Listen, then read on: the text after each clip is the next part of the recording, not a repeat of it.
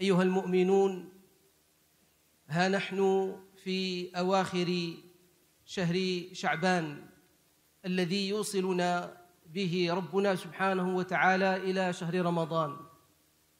وما أدراك ما شهر رمضان؟ شهر رمضان المدرسة العليا والدراسات العليا الإسلامية التي بعث ربنا سبحانه وتعالى بها مديرها محمد صلى الله عليه وسلم. فهي مدرسة القرآن كمنهاج، وهي مدرسة محمد صلى الله عليه وآله وسلم كمدير لهذه المدرسة، وهي مدرسة محمد صلى الله عليه وسلم بأساتذته الذين كونهم صلى الله عليه وسلم، وهم صحبه رضي الله تعالى عنهم، والذين هم كونوا من جاء بعدهم جيلا بعد جيل من علماء الإسلام، العلماء العاملون بعلمهم، وليسوا العلماء العاملون لغيرهم ممن يحكمهم ويؤدي إليهم الرواتب. نسأل الله العفو والعافية والمعافاة في الدين والدنيا والآخرة، فهو ولي ذلك والقادر عليه. فالإسلام مدرسة عظيمة شامخة بناها ربنا سبحانه وتعالى بالعلم، حينما علم آدم الأسماء كلها وجعله أول أنبيائه.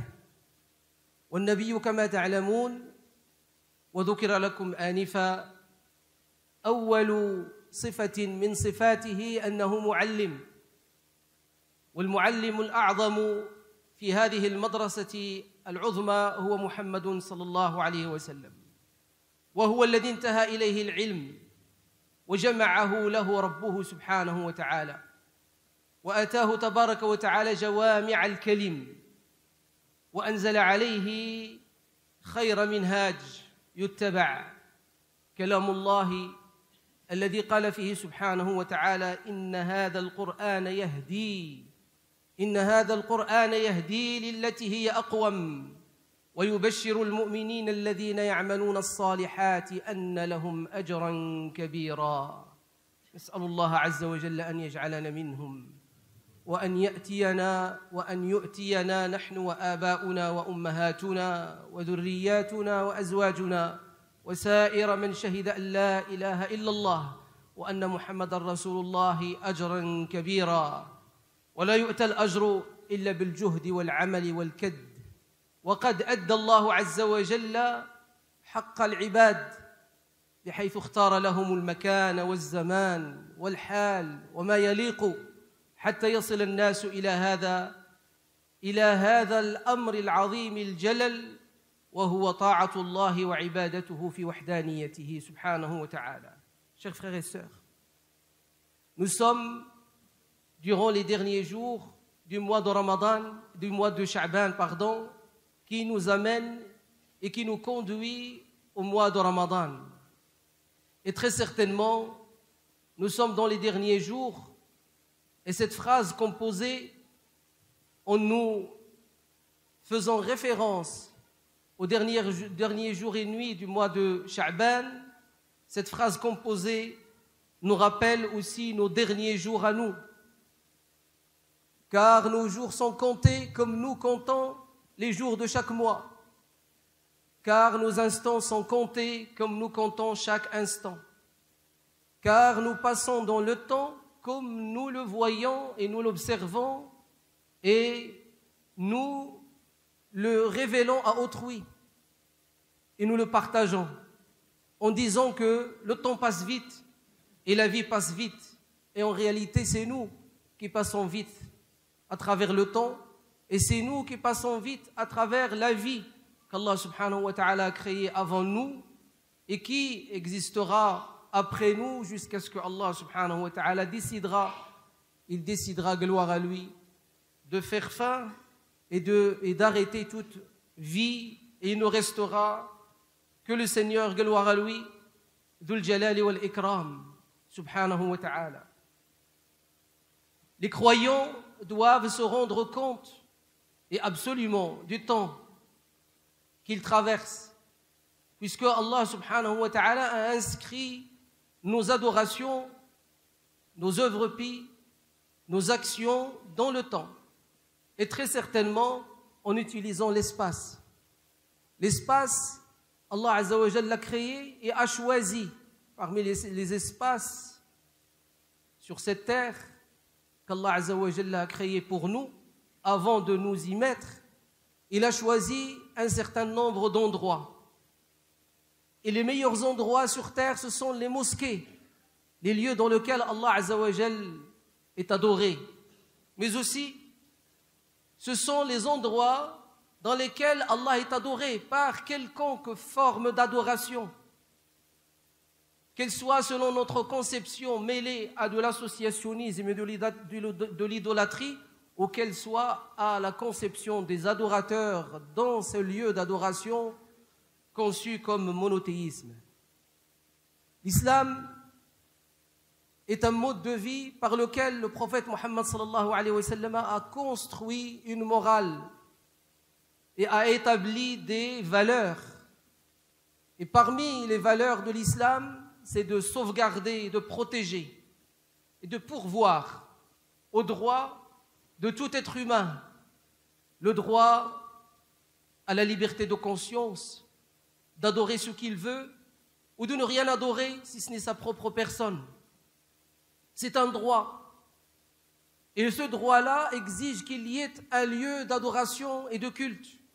Et donc l'islam pourvoit à cela et protège les lieux de culte, quels qu'ils soient. L'essentiel, c'est que les gens soient recueillis et accueillis, et qu'ils soient dans la paisibilité et dans la sérénité, en proclamant et en vivant leur propre spiritualité, selon leur conception. La ikraha fid din, point de contrainte dans la religion. Lakum dinukum waliya din, vous avez votre religion, j'ai la mienne. Telle est la valeur de l'islam à ce sujet, pour voir au droit, et le premier droit de l'être humain, la liberté de conscience. La liberté de conscience qui est aujourd'hui combattue, meurtrie, et qu'on essaye de détruire, surtout dans le monde, contre les musulmans, et très certainement contre d'autres formes de spiritualité et d'adoration. C'est pour cela que les musulmans, que je suis et que vous êtes, le musulman que je suis et vous êtes, doit se fustiger lorsque une mosquée est attaquée, comme il doit aussi se fustiger lorsque une église est attaquée. Il doit être blessé, il doit être dans la revendication des droits et de la protection des droits au sujet des adorateurs dans les mosquées qui sont les musulmans, comme au sujet des adorateurs dans les temples ou dans les églises ou dans les synagogues, si elles sont, ces endroits-là, s'ils sont attaqués et que les gens, durant leur adoration et leur spiritualité, ont été tués. Que ce soit en Nouvelle-Zélande ou que ce soit au Sri Lanka, que ce soit en Afrique, en Asie, aux Amériques, au Canada auparavant et en Europe et notamment en l'occurrence en France. Si un endroit d'adoration est touché, nous devrions tous être touchés. Et nous devrions tous être soulevés et se soulever pour défendre ce droit, avec tous les moyens légaux, et notamment s'il y a manifestation écrite, manifestation dite par les paroles, manifestation de mettre la main dans la main pour sauvegarder et protéger ces lieux-là, même financièrement, l'islam ne s'y oppose pas du tout, car la morale est la même et car la valeur est la même en islam, c'est protéger et pourvoir aux droits de l'homme Et le premier droit de l'homme auquel pourvoit l'islam, c'est le droit à la liberté de conscience. Tout cela provient de l'école de Muhammad sallallahu alayhi wa sallam, qui est en réalité l'école transmise par Allah du plus haut des hautes sphères, à travers le plus grand des anges, le dirigeant des anges, le plus sage et le plus savant des anges, l'ange Gabriel, alayhi salam. C'est l'école du Coran, le Coran. Comme on dit l'école coranique, c'est l'école du Coran, c'est-à-dire l'école des valeurs transmises par le Coran et enseignées, l'école des moralités et de l'éthique du Coran, Dustur al-Akhlaq, le code de la moralité et des valeurs des musulmans qui est Al-Qur'an al-Azim. Ce livre, qui est la parole d'Allah Azza wa Jal transmise à Muhammad sallallahu alayhi wa sallam par la voix orale, à travers l'ange Gabriel, à travers un moyen angélique, à travers un moyen lumineux, à travers un moyen de pureté, purifié, à travers un moyen de sûreté par sa puissance et sa force, de protection et de sécurité pour cette parole d'Allah Azza wa Jal, sans qu'il n'ait de besoin, exalté soit-il et loué, tout simplement pour nous laisser des traces, des témoignages et pour nous donner leçon. C'est pour ça qu'il a utilisé ces moyens, exalté soit-il et loué. Le noble Coran, c'est la source de l'école de Muhammad sallallahu alayhi wa sallam, qui nous a montré que le premier directeur de cette école est Adam alayhi salam. Lorsqu'Allah Azza wa Jal lui a enseigné les noms de toutes choses, c'est-à-dire il lui a fait connaître toutes choses. Qu'est-ce que c'est que ces choses? Comment elles sont ces choses? À quoi servent ces choses? Comment s'appellent ces choses? Muhammad sallallahu alayhi wa sallam nous l'a transmis à travers ce qu'il a reçu de par Allah Azza wa Jal dans le noble Coran. وَإِذْ قَالَ رَبُّكَ لِلْمَلَائِكَةِ إِنِّي جَاعِلٌ فِي الْأَرْضِ خَلِيفَةً قَالُوا أَتَجْعَلُ فِيهَا مَنْ يُفْسِدُ فِيهَا وَيَسْفِكُ الدِّمَاءَ وَنَحْنُ نُسَبِّحُ بِحَمْدِكَ وَنُقَدِّسُ لَكَ قَالَ إِنِّي أَعْلَمُ مَا لَا تَعْلَمُونَ. Il s'agit de ilm, de science, de connaissance, d'école, de savoir, savoir-être, savoir-faire, savoir-vivre. وَعَلَّمَ آدَمَ الْأَسْمَاءَ كُلَّهَا, nous dit Allah Azza wa Jal, et a fait de Adam un prophète à qui Allah Azza wa Jal a enseigné ces choses. Et le premier attribut d'un prophète que Allah Azza wa Jal lui a attribué, c'est at-ta'lim, l'enseignement. Le premier directeur de cette école est Adam alayhi salam. Le meilleur et le plus grand directeur de cette école est Muhammad sallallahu alayhi wa sallam. C'est pour ça qu'Allah Azza wa Jal a parachevé par l'enseignement de Muhammad sallallahu alayhi wa sallam tout enseignement, de toute morale auparavant, transmise à travers plusieurs directeurs de cette école, qui sont les prophètes et messagers d'Allah Azza wa Jal, et qui ont eu des élèves à qui ils ont transmis non seulement l'enseignement, mais aussi la pédagogie d'enseigner. Et on fait d'eux des enseignants, qui sont les apôtres, qui sont les compagnons, qui sont les accompagnateurs, les aides et les soutiens de tous les prophètes et messagers, et notamment les compagnons de Muhammad sallallahu alayhi wa sallam, qu'Allah Azza wa Jalla a loué dans le noble Coran.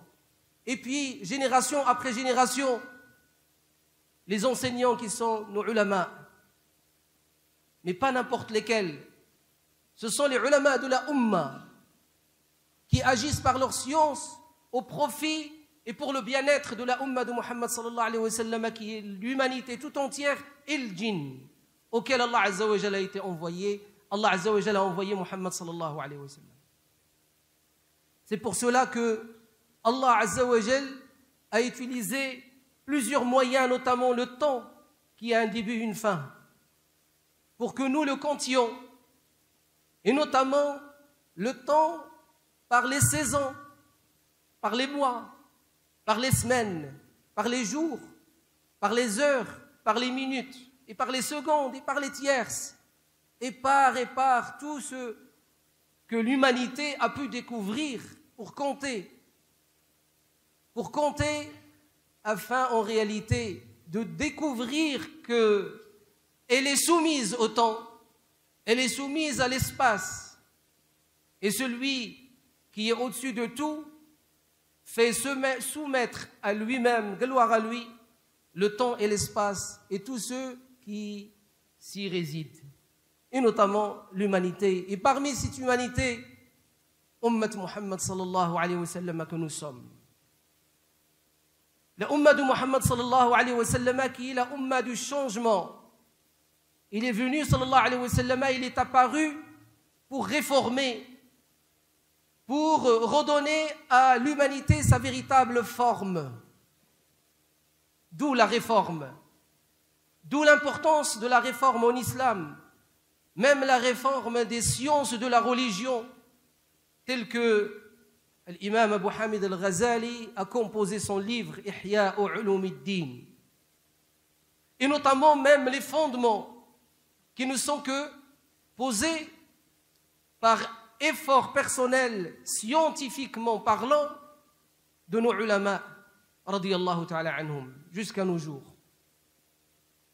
Voir et revoir pour pouvoir continuer à exister de la meilleure manière et pour pourvoir aux droits de chacun. Tel est le sens donné à cette action par Muhammad sallallahu alayhi wa sallam quand Allah azza wa jalla l'a envoyé. قل ما كنت بدعا من الرسل وما أدري ما يفعل بي ولا بكم إن أتبع إلا ما يوحى إلي.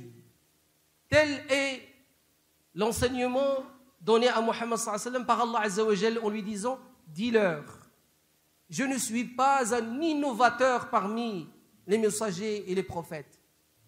Je suis là pour réformer.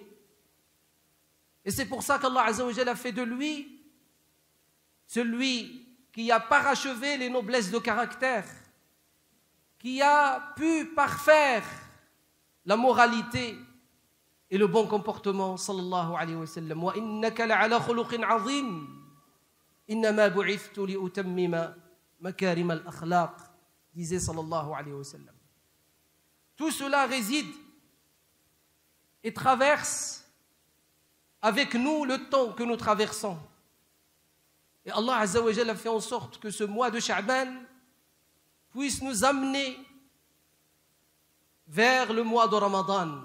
Le mois de Ramadan, c'est le mois de l'enseignement supérieur. C'est le mois durant lequel on finit nos études pour ceux qui ont atteint ce degré de fin d'études, pour avoir le diplôme, le plus haut diplôme, le plus gradé des diplômes, qui est taqwa Allah. Ya ayyuha alladhina amanu kutiba alaykum as-siyam kama kutiba ala alladhina min qablikum la'allakum tattaqun. Pour pouvoir arriver au dernier étage, il faut passer par plusieurs étages. Et le dernier parmi ces étages, pour atteindre cet étage de l'enseignement supérieur de l'école de Muhammad sallallahu alayhi wa sallam, qui est le mois de Ramadan, il y a le mois de Sha'ban, pour nous préparer. Afin qu'on se prépare, il faut qu'on se prépare dans notre lien avec Allah et notre relation avec Allah subhanahu wa ta'ala. Il faut qu'on se prépare à travers notre relation avec nous-mêmes. Quelle estime nous donnons à Allah? Quelle estime nous donnons à nous-mêmes? Et en parlant de nous-mêmes, on parle aussi et on observe et on voit aussi à travers nous-mêmes nos familles. Et on voit à travers nos familles notre grande famille qui est la communauté de foi de l'islam, Ummat Muhammad sallallahu alayhi wa sallam. Et en observant et en travaillant sur notre relation avec cette Umma de Muhammad sallallahu alayhi wa sallam, nous allons travailler et nous travaillons automatiquement notre relation avec la Umma de Muhammad sallallahu alayhi wa sallam plus large et plus élargie, qui est toute l'humanité. L'humanité qui fait partie de Alam al-Shahada, le monde visible, le monde du témoignage visible. Mais aussi la Ummah de Muhammad sallallahu alayhi wa sallam est composée aussi d'un monde de l'Ghaib, le monde transcendant, celui des anges en premier, car les anges vivent avec nous, car les anges se nourrissent de notre nourriture spirituelle, car les anges nous entourent parce qu'ils nous aiment, car les anges sont attirés à chaque fois que nous proclamons Allah Azza wa Jal, que nous invoquons et évoquons Allah subhanahu wa ta'ala par ses noms et ses attributs et par les louanges et les glorifications. Les anges sont attirés comme par un aimant parce qu'ils trouvent en nous et à travers nous leur bonheur, tel que nous devrions être.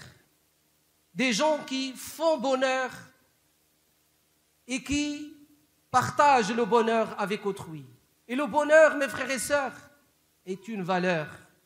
Parmi les valeurs de l'islam, faisons l'effort pour le vivre, le réaliser, le comprendre, lui donner sa véritable valeur à travers son véritable sens.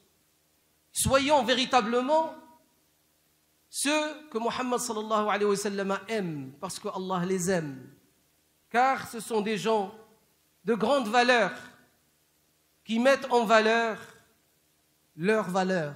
أيها المؤمنون إن شهر شعبان شهر يوصلنا إلى شهر رمضان وشهر شعبان يوصلنا إلى شهر رمضان إذا حققنا هذا الأمر الذي وقفنا عنده منذ عديد من الخطب الجمعية واللقاءات التي التقينا فيها بفضل الله ربنا عز وجل وبأمر منه سبحانه وتعالى، وهو قضية الغربة والغرباء. ومن هم الغرباء؟ الذين قال فيهم ربنا سبحانه وتعالى ولا تفسدوا في الأرض بعد إصلاحها، أي الذين يصلحون ولا يفسدون في الأرض، الذين قال عنهم رسول الله صلى الله عليه وسلم الذين يصلحون ما أفسد الناس، وفي رواية يصلحون ما أفسد الناس من سنتي. هؤلاء ذكرهم الله عز وجل وبين أمرهم في القرآن العظيم ونوه بهم. ومما قال سبحانه وتعالى ويليق بهذا الشهر الذي يوصلنا إلى هذه المدرسة العظيمة، مدرسة القرآن العظيم، مدرسة شهر رمضان، الآية 112 من سورة التوبة، في قول الله تبارك وتعالى وهو يصف هؤلاء التائبون. اسمع جيدا، التائبون العابدون، تفطن لهذا القول، العابدون الحامدون. كن يقظا وتفهم قول الله تبارك وتعالى الحامدون، السائحون. فالتائبون فهمناها، العابدون عرفناها على قدر استطاعتنا، الحامدون تبينا أمرها. فما معنى السائحون؟ ليست من السياحة في الأرض، أي السفر من بلد إلى بلد، ولكن معنى السائحون أي الصائمون. والسائحون هنا الصائمون، أي الذين يتوقفون عندما حرم الله فلا يتجاوزونه، سواء بالنظر أو بالسمع أو بالكلام أو بالعطاء والأخذ والبطش أو بالحركة أو بالمشي أو بمخالطة الأماكن والناس أو بالتخمين والنيات والتفكير والفكر والتدبر والتدبير. هذا هو أصل الصيام حقا، وهذا هو الصيام الحقيقي. والنبي صلى الله عليه وسلم يقول: من لم يدع قول الزور والعمل به فليس لله حاجة في أن يدع طعامه وشرابه. السائحون يقول ربنا سبحانه وتعالى، الراكعون، لم يقل المصلون، رغم أن الركوع هو في الصلاة، لكن الركوع له معنى، وهو الانكسار نصفين أمام عظمة الواحد الأحد. ثم قال بعدها الساجدون. الساجدون أي الخاضعون، أي المستسلمون لرب العالمين سبحانه وتعالى ولأوامره، الآمرون بالمعروف والناهون عن المنكر، أي أمة محمد صلى الله عليه وسلم حقا: كنتم خير أمة أخرجت للناس تأمرون بالمعروف وتنهون عن المنكر وتؤمنون بالله. والحافظون لحدود الله. هذه العبارة تمكننا من أن نمر في هذا الجسر الذي هو شهر شعبان للوصول إلى ذلك العظيم والكبير عند الله بالصيام الحقيقي الذي هو السائحون عند الله عز وجل. السياحة الحقة هو شهر رمضان. والحافظون لحدود الله التي يعرفونها ويبحثون عن التي لا يعرفونها ويجتهدون في اجتنابها والابتعاد عنها. هؤلاء قال عنهم ربنا سبحانه وتعالى خاتما هذه الآية: وبشر المؤمنين. وبشر المؤمنين. وبشر المؤمنين. أسأل الله أن أكون قد بشرتكم، وأن تكون حقيقة بشرى بحيث نعمل بها ونجتهد ونكد حتى نصل بها إلى ذاك العظيم الكبير عند الله، شهر رمضان، إذا أحيانا الله عز وجل. أما إذا أماتنا الله تبارك وتعالى فيأخذنا سبحانه وتعالى وينشرنا ويحشرنا يوم القيامة على نياتنا. اللهم أصلح لنا النيات، وأصلح لنا الأعمال، وأصلح لنا الذريات، وأصلح لنا الأزواج، وأصلح لنا أمتنا يا رب العالمين، فإنك ولي ذلك والقادر عليه. Chers frères et sœurs, le mois de Sha'ban est un pont à traverser. Comme tout est écolier et tout scolarisé traverse plusieurs ponts, passer d'un niveau à un autre, passer de la maternelle à la primaire. L'enfant, quand il arrive au CP, il se dit « je rentre dans l'école des grands ». Et puis quand il arrive au CM2 et qu'il traverse vers le collège, il passe vers un autre état, une autre étape, un autre lieu, d'autres personnes, une autre formation encore plus poussée et plus large et plus forte, mais plus lourde aussi à porter, et qu'il faut réussir.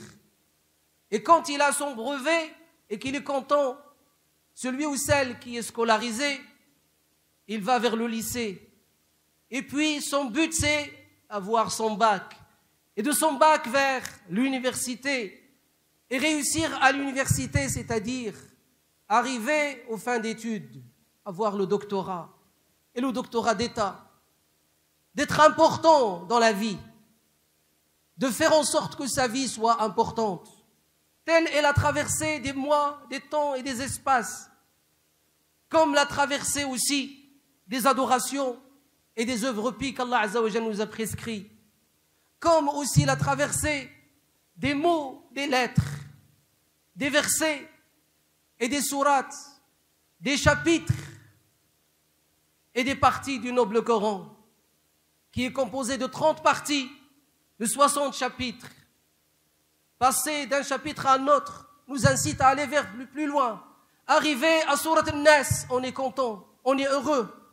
Car le prophète sallallahu alayhi wa sallam a promis, que Allah a promis d'exaucer l'invocation de celles et ceux qui récitent le noble Coran dans sa totalité. Allah Azza wa Jal, dans le noble Coran, a décrit l'état de ceux qui font cette traversée et qui veulent arriver à ces hauteurs, à ces grandeurs qu'Allah a proposées, gloire à lui, à travers la crainte révérentielle et la piété. Et notamment la grande école, cette grande université, ces études supérieures que nous voudrions réussir, qui sont le vécu de l'abstinence durant le mois de Ramadan. Allah Azza wa Jal cite cela au verset 112 de la sourate 9, le repentir, dans le noble Coran. Il dit subhanahu wa ta'ala, at-ta'ibun, les repentants. Saisissons cette parole, réalisons ce que Allah Azza wa Jal veut pour nous. Al-abidun, les adorateurs, c'est-à-dire les obéissants à Allah Azza wa Jal. Al-hamidun, ceux qui sont reconnaissants par gratitude vis-à-vis de Dieu par rapport aux biens par lesquels il les a comblés. As-sa'ihoun, les jeûneurs qui s'abstiennent face aux turpitudes et actes blâmables. Ar-raki'oun, ceux qui se plient devant la grandeur d'Allah, le Très-Haut. As-sajidoun, ceux qui s'écrasent devant la grandeur du Tout-Puissant par la prosternation. Al-amirouna bil-ma'roufi wal-nahouna 'anil munkar, ceux qui sont véritablement et qui font véritablement partie de la Ummah de Muhammad sallallahu alayhi wa sallam. Vous ne serez la meilleure communauté extrait de l'humanité, au profit de l'humanité, dit Allah, que lorsque vous ordonnez le louable et le convenable, vous interdisez le blâmable, dit Allah subhanahu wa ta'ala, et vous ne faites cela que sincèrement vis-à-vis de votre Seigneur. Al-hafidhouna li hududillah, ceux qui s'arrêtent aux limites des interdits qui sont prescrits par Allah Azza wa Jal et qui ne les dépassent pas et qui ne les outrepassent point. Allah Azza wa Jal termine en nous disant wa bashiril mu'minin, annonce donc la bonne nouvelle aux croyants. Soyons véritablement croyants. Soyons réalisateurs de tout cela durant ce qui nous reste du mois de Sha'ban, car en disant durant ce qui reste du mois de Sha'ban, c'est une référence à ce qui reste de notre vie. Et il ne reste de notre vie que peu, très peu. قال كم لبثتم في الأرض عدد سنين قالوا لبثنا يوما أو بعض يوم فاسأل العادين قال إن لبثتم إلا قليلا لو أنكم كنتم تعلمون. اللهم إنا نسألك أن تنفعنا بالقرآن العظيم وتجعلنا من أهل سنة العظيم نبيك صلى الله عليه وسلم. اللهم صل على محمد وعلى آل محمد كما صليت على إبراهيم وعلى آل إبراهيم وبارك على محمد وعلى آل محمد كما باركت على إبراهيم وعلى آل إبراهيم في العالمين إنك حميد مجيد.